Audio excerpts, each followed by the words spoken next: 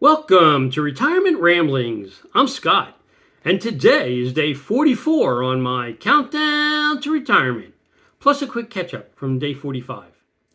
So, yesterday, day 45, my son shared some ultrasound images with me of my future grandchild. So, that was exciting. And then I started comparing Medicare Plan G against a variety of Medicare Advantage plans that are available in my area.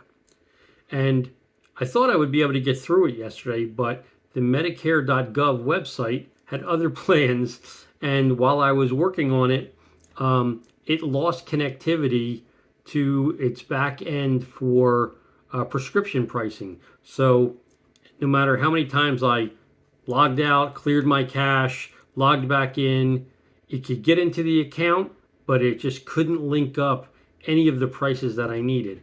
So, I just got out of it for the night and I figured I'd pick it up today, which is what happened. So today, which is day 44, I continued comparing the Medicare Plan G against the Medicare Advantage plans this afternoon. So I researched a variety of companies that are offering the Plan G. I looked at their financials. I looked at the strength of the financials along with the customer service record. I looked at the Better Business Bureau complaint records. I wanted to make sure that whichever plan I might choose, was financially stable, had decent customer service, and didn't have lots and lots of complaints. So after doing that, I created a side-by-side comparison for decision making, and I compared 3 4-star or better Medicare Advantage plans that are available in my area that contain vision and dental insurance as well as prescription drug insurance against Medicare Plan G with a simple comparison model. So in my area, those plans were the HumanaChoice PPO, the Aetna Medicare Value PPO, the Anthem Medicare Advantage 2 PPO against the Cigna Medigap Plan N plus the Humana Basic Prescription Plan for traditional Medicare. So I'm going to have to look down so I can get you the right numbers and don't mess this up. But the least expensive of the plans for healthy retiree is the Medicare Advantage HumanaChoice PPO, which again includes vision, dental, and prescription drug plans. The estimated annual cost, and I made certain assumptions.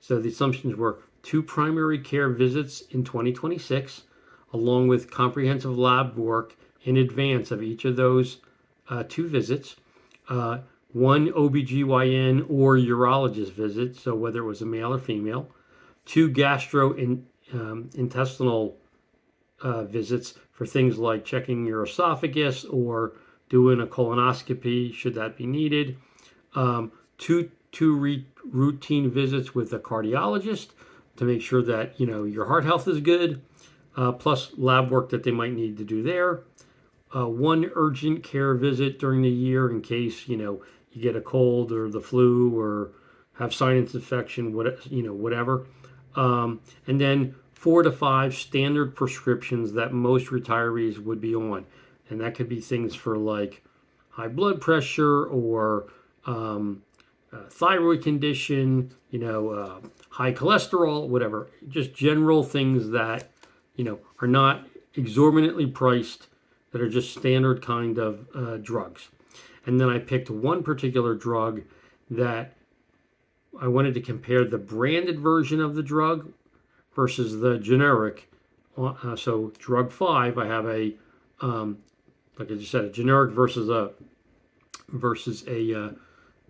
branded version, because not every plan, even though you might think so, not every plan actually covers branded and not every plan actually covers generic. Some plans cover branded but not generic, which is crazy to me, but that's what happens.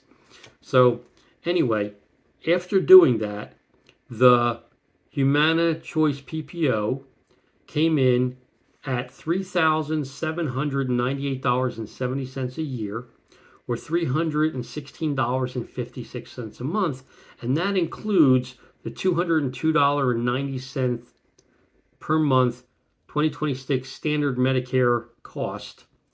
So, and all Medicare Advantage plans have a maximum out-of-pocket for in-network of $9,250 and the maximum out-of-pocket cost for out-of-network of $13,900.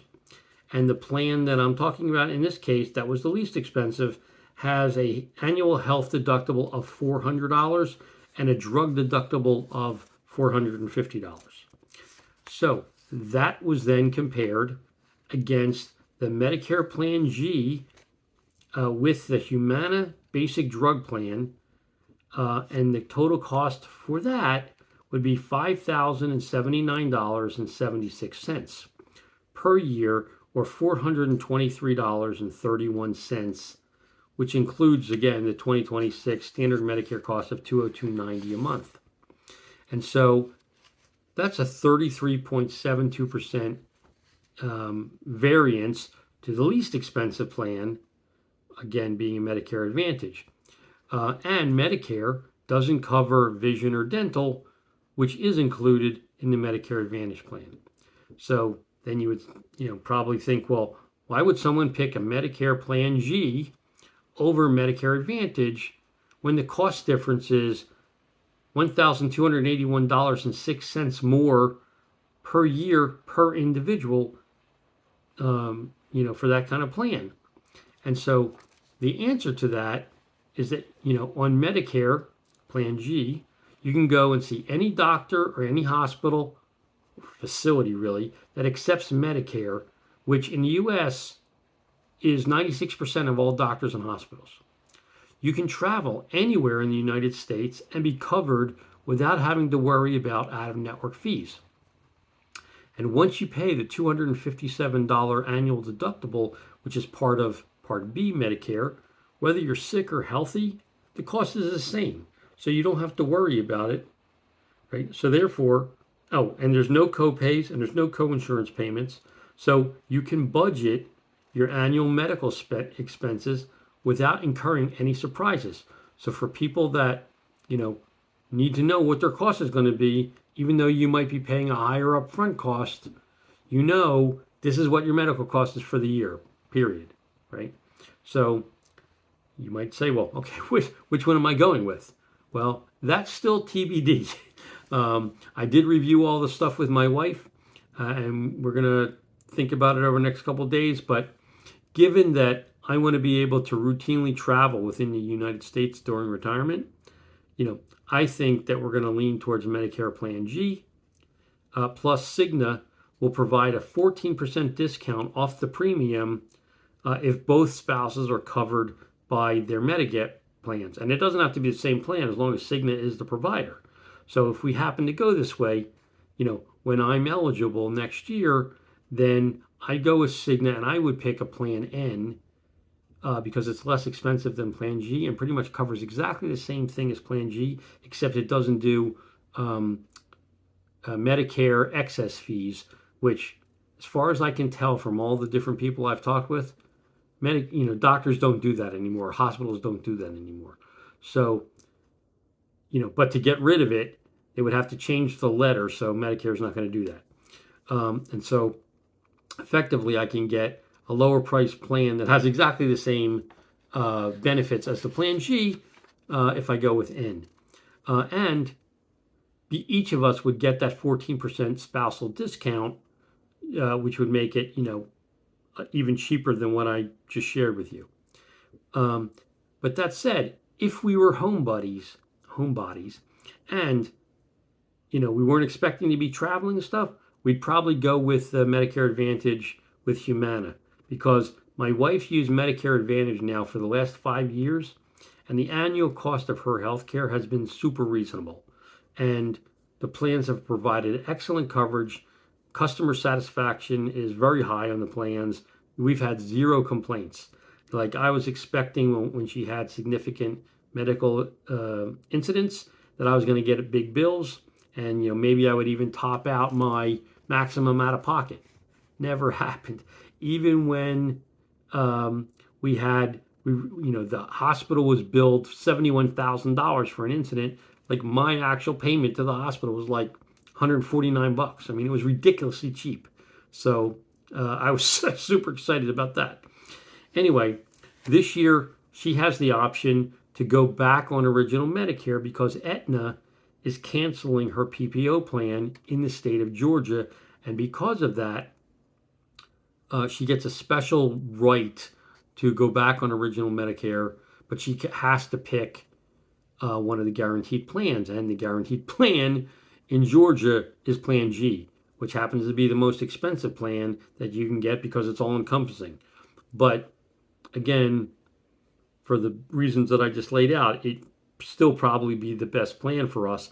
And going forward, so long as you're paying the premium, which will go up with inflation and other things on an annualized basis, you never have to worry about checking on your doctors. You don't have to worry about checking on the hospitals.